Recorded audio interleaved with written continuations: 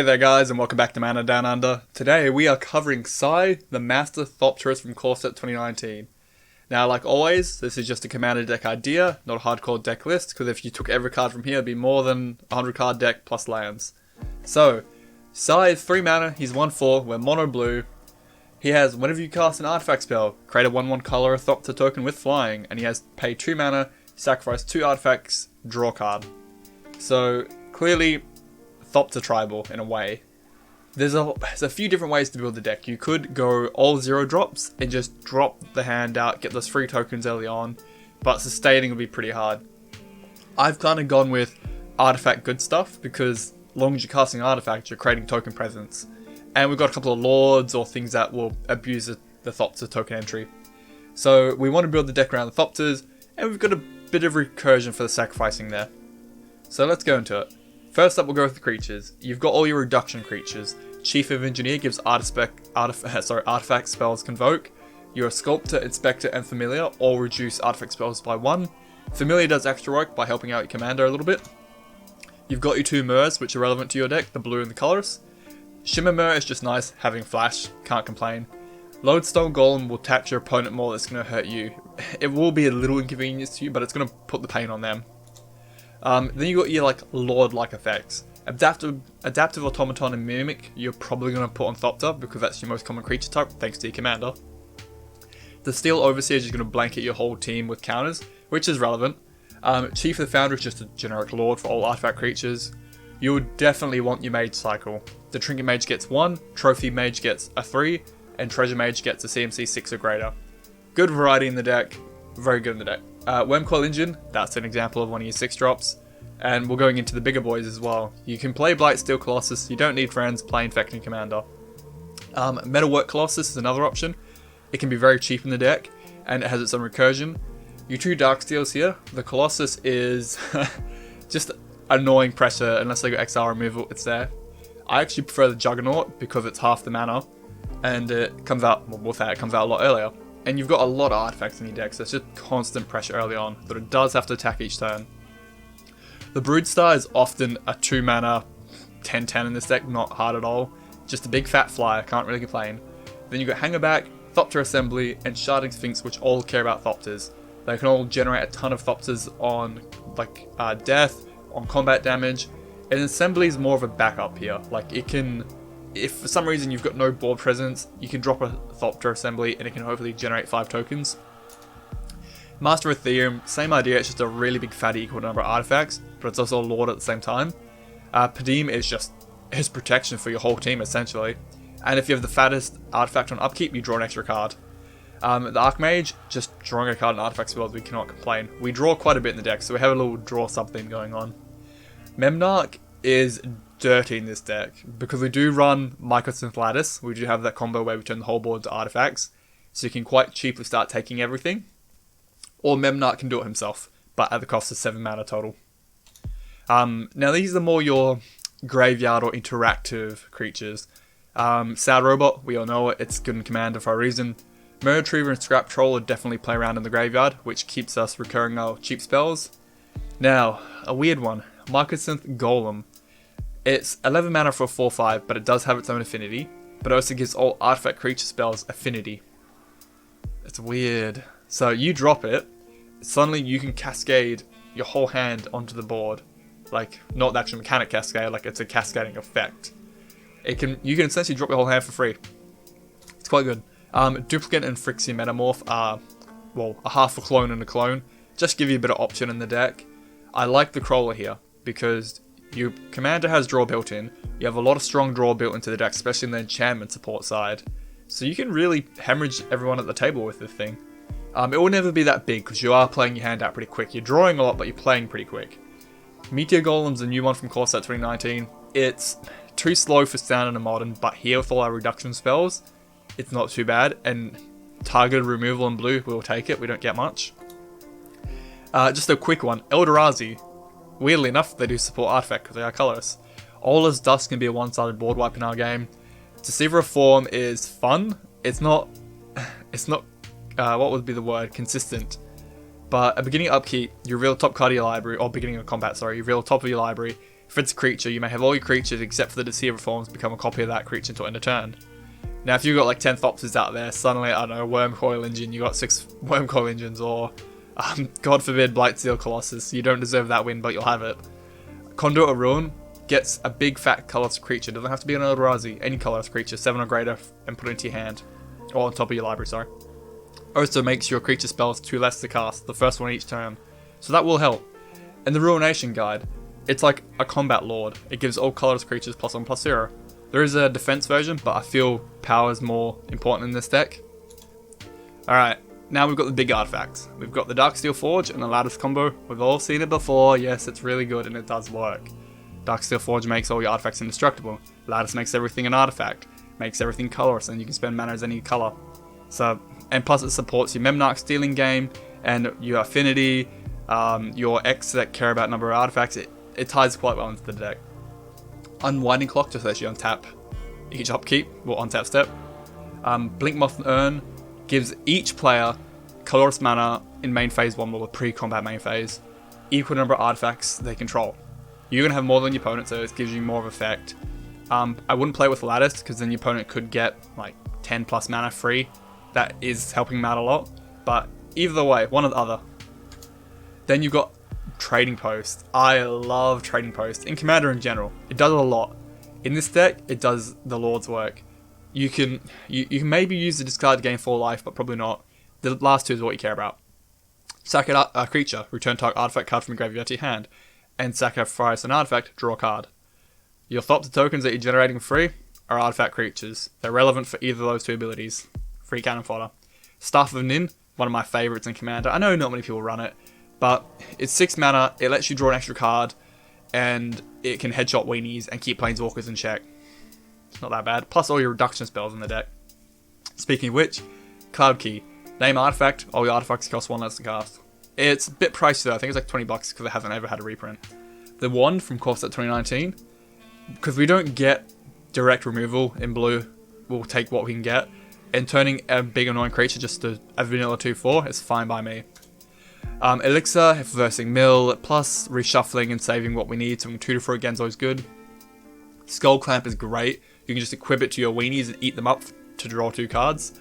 It does not work when you have your lords out, of course, it buffs them beyond the neg1 threshold, but it's still pretty good in the deck. Stone Forge Masterwork armor, I love just putting it on one of the Thopters and making him a genuine threat. If you've got like 5-6 Thopters out, you've got this one like king roided up Thopter. They have to worry about that one instead. Mirror Works just lets you duplicate all your artifacts essentially in the deck. You do want to protect your commander because the deck would be reliant on him because of the board presence he can generate and the card advantage. So Stealth Flute gives you Shroud instant speed with attach actually, and your booties. We've all seen them before, but you definitely need them. Now the actual sackables, like you can keep using. So Spine of Ishtar, 7 mana, enters record target permanent, which again, you don't get in blue, so we'll take what we can get. But it has, when it goes to the graveyard, return it to your hand. Great with your commander. You can just play it, sack it, comes back to your hand, play it again. Plus all the reduction spells will probably keep it in check. Sword of the Meek, same idea. Whenever a creature that's a 1/1 comes into play, return it from your graveyard to the battlefield attached to that creature. So free sackable constantly. Your Wellsprings are free draw and free ramp. Not too bad. Your Hedron cycles, or like, your 1, 2, 3 mana rocks. Play which ones you like. You don't have to play all of them, of course. But they do 3 things in the deck. They're an artifact, they ramp, and you draw cards in the late game. They do everything you need. So pick what you want. Expedition Map is probably a must-have because there are a few artifact relevant lands in the deck, so it really doesn't hurt to have them. You want colorless ramp over other things, of course, so Soul Ring, Throne Dynamo are good. Your 0 mana artifacts always help because it's free in the deck. It helps you get your free Thopter token. And they're relevant in the late game too, because they're not costing you any mana. You can play him, get a Thopter token, then sack him anyway. Doesn't put you down at all. Everflowing Chalice is good at any point in the deck. Mox Ambit's great because you just play after your commander and you've got an extra ramp. If you've got a Mox Opal or the money, $100, it is expensive, but it's free mana. Neverall's Disc is the silly combo we've all seen with the Lattice. Make everything indestructible, that you control, everything's an artifact. Sack the disc, you've just destroyed their entire board, yours is still there. We've all seen it before. It's not fair, but it works. Now the support. There are a lot of enchantment support, which is really good in the deck. One a bit better than the rest. So Thopter Spy Network, 4 mana enchantment. Upkeep, if you control an artifact, create another 1/1 Thopter token. Just keeps generating little dudes. And it has whenever one or more artifact creatures deals damage to a player, you draw a card. So you can only draw 1 card through the combat phase, but still an extra draw. Kindred Discovery is the payoff in this deck. Enter the battlefield, choose a creature type, Thopter. Whenever a creature you control of the chosen type enters the battlefield or attacks, draw a card. Oh lord, that is very strong. When you got 5-6 Thopters and you attack, you're getting a new hand every combat. That is unbelievable. Military Intelligence, people forget about. Simply 2 mana enchantment. Whenever 2 or more creatures attack, draw a card. That's not too bad. Biden of Thassa. Whenever a creature you control deals combat damage to a player, draw a card. This does reward us for going wide with Thopters. Just extra draw. Plus it's an enchantment. Casting it gets us another Thopter. You can debate out your opponent with that ability. It could be relevant if you need to get them to use a creature or if you need to kill it in combat. Favorable wins in Gravitational Shift. Unlikely Lord effects in this deck. Buffing all flying types and all Thopters fly. So it can give all your Thopters +3/+1 together. And it does hinder your opponent. Efficient Construction is your commander's ability but on an enchantment, so you cannot complain. The Antiquities War is a bit silly in the deck, it's game winning. Stage 1 and 2, just dig top 5, look for an artifact and put it on your hand, into your hand, and the rest on the bottom random. But stage 3, artifacts you control become artifact creatures with base power and toughness 5/5 to end a turn. If you got all these Thopters sitting around that are 1/1 weenies flyers, now they're all on roids again, they just bang, run them down. That's game winning. Like 5 Thopters is 25 damage. Mechanized Production, it can be a free win. You slap it on a Thopter, beginning upkeep, you create another token of that creature or artifact, and if you control 8 or more of the same name, you win the game. So Thopters is the easiest option. The new Tezzeret from Core Set 2019 is really good in this deck, like really silly good. 5 mana, Loyalty Planeswalker at 5 as well, +1, create a Thopter token, already on board. 0, draw a card. If you have Metalcraft, draw 2 cards instead. Again, I'm on board, that's great. And Neg 9 is game winning, like at the beginning of your end step, search your library for a permanent and put it into the battlefield, you're going to win either way. Tezzeret the Seeker, the OG one. +1, untap 2 target artifacts. Still good. Untap your rocks or some defenders, whatnot. Here's Neg X, tutor for an artifact. And Neg 5, all your artifacts become 5/5 creatures to end a turn. They still retain the ability, so your little Thopters are still roided up in the air flying. So both the Tezzerets are really good in the deck. There's a lot of tutor spells as well for artifacts, which we know. Fabricate and Whir of Invention and Reshape will get you an artifact some way or another. If you got the money, Copy Artifact is really good. It's just that you double up on really important artifacts. The cheapest printing is the revised one at $30, I think, so you got to play that ugly white border. There's a lot of support in Draw that care about your artifacts. So Thoughtcast cares about artifacts in sense of affinity. Thirst for Knowledge, just having artifacts or discarding artifact reduces their harm. Epiphany, same idea. And Reverse Engineer has improvised, like you can all draw based on artifact support. You counterspells, there's only really one counterspell that cares about artifacts, and that's Stoic Rebuttal. Then it just becomes a normal counterspell. But run what counterspells you want. That's the beauty of my deck ideas. I'm not going to give you the hardcore list. So you all know counterspell exists, you know Cryptic Command's a thing, run them. Hercules Recall is good, you can save yourself from a board wipe. And it's handy, it lets you recast everything and get those triggers again. Same idea with Barad's Expertise. Maybe return 3 0-drop artifacts, then you get to cast something CMC 4 or less, and you play zeros again, and you get a ton more tokens. Kind of same thought with the paradoxical outcome, just saving things, getting to draw more, and trigger. Now your lands. The best land in the deck is Academy Ruins. That's why I have Expedition Map here. This lets the deck perform really consistent, and it's a bit broken. Just paying 2 mana to put an artifact from your graveyard on top of your library is... Bay of Ruin, similar idea, sack it, artifact from your graveyard to your hand. Tomb of the Spirit Dragon is one of the only forms of lifelink in the deck, there's not many. Or not lifelink, life gain. You have a lot of artifact colorists. It gives you a lot of life. Inventor's Fair can trickle your life if you have Metalcraft. It also says pay for since you're going to tutor for an artifact. The Foundry of the Consoles, just late game, that Thopter generation, can't complain. You want artifact lands, it's all about that affinity, Metalcraft, whatnot, it helps you maintain it. I got Center of the Sea here because There's other draw lands, like the ones from Battle for Zendikar that you sack to draw to, but I think this one's just more fun. You never know, everyone likes to draw at the table. Now, like always, there's plenty of cards I haven't mentioned. You can build the decks so many different ways, but other things to consider would probably be Master Transmuter. A little bit expensive, but returning an artifact to your hand to put an artifact from your hand into play is really silly. You could run the Mindslave a lot because you run Academy Ruins.